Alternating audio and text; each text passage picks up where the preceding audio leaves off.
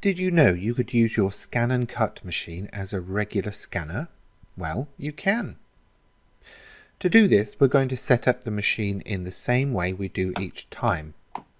We raise the touchscreen, turn the machine on, and then press the Home button.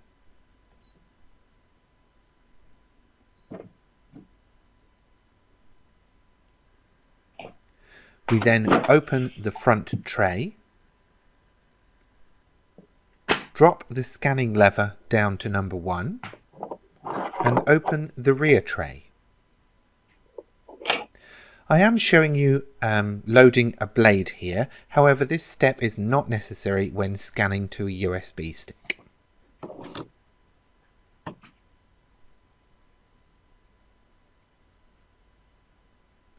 What is necessary, however, is the insertion of a USB stick into the machine. Next, using the dedicated scanning mat, slide your document under the plastic cover .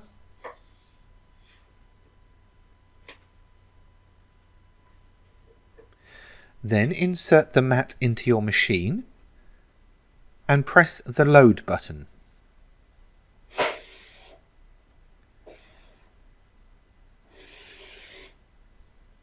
Now, on screen, press the scan icon. Then scan to USB. You can change the scanning area and the scanning resolution if you would like to. When ready, press Start.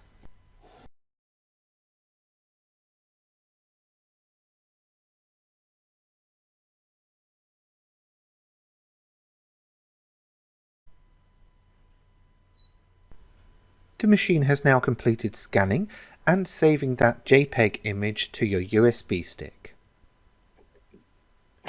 Take the USB stick from your machine and plug it into your computer. Then open a file browser and locate your USB stick. On there will be a folder marked IMG.